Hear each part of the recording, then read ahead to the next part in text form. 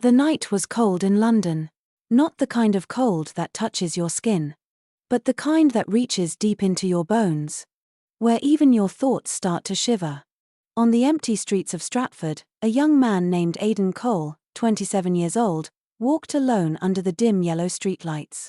People saw him every day, always silent, always alone. But no one knew the war he was fighting inside. Aidan wasn't always this way. There was a time he used to laugh loudly, talk endlessly, dream fearlessly. But life has a strange way of breaking the brightest people first. His mother died when he was 12. His father walked out when he was 15. And by 19, Aidan had grown used to being invisible. He worked double shifts at a small warehouse near East Ham. Not because he loved the job, but because he had no one to fall back on.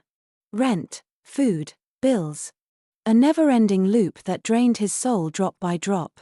Every night, when people returned to their warm homes, Aidan returned to a small single room with peeling wallpaper, a broken heater, and memories he tried desperately to forget. But that night, something was different. Something was heavier. He walked towards the Thames River, his hands buried deep inside his old jacket. The wind cut across the water like a knife. He stopped near the railing, staring at the black reflection of the city lights. His breath trembled. His eyes burned. For the first time in years, Aidan whispered out loud, "Why me?" The wind didn't answer. The river didn't answer. The city didn't care. His phone vibrated. Unknown number. He ignored it. Again. And again. He finally picked up. A deep voice spoke. "Mr. Cole? This is St. George Hospital. We need to talk to you immediately. It's about your brother." Aidan froze. Brother? He didn't have a brother.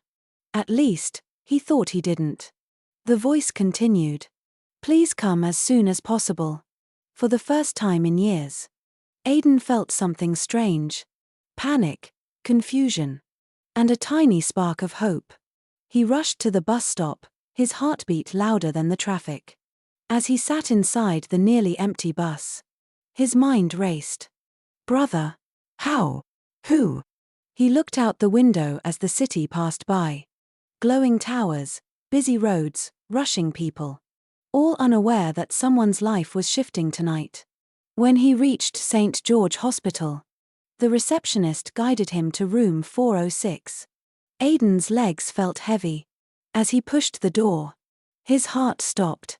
A pale young man, around 24, lay on the bed, breathing weakly. A nurse whispered. He kept repeating your name before he fainted. He said he's your younger brother. Liam.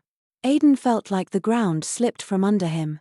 Liam opened his eyes slowly and whispered, "Aidan. I finally found you." Aidan couldn't speak. His throat tightened. He stepped closer. Liam's eyes filled with tears.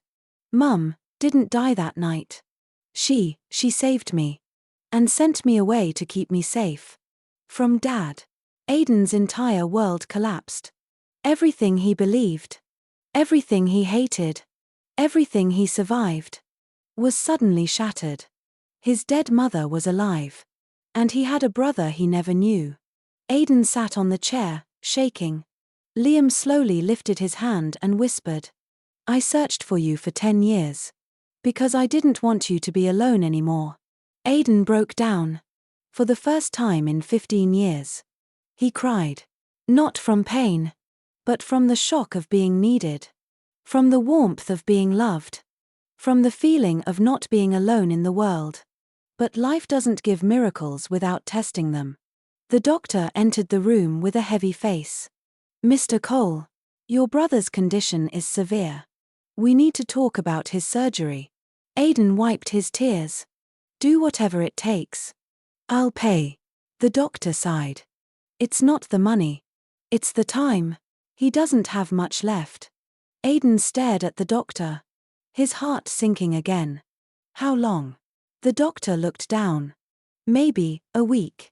Aidan's world shattered again. Just when he found the only person who ever searched for him. He grabbed Liam's hand and whispered, "I just found you. And I'm not ready to lose you." Liam smiled weakly. "Then don't waste time. Tell me everything about your life, Aiden. Every dream, every pain, every moment. I want to hear your story before my time runs out." And for the first time in years, Aiden opened his heart. And the long, painful story of his life began.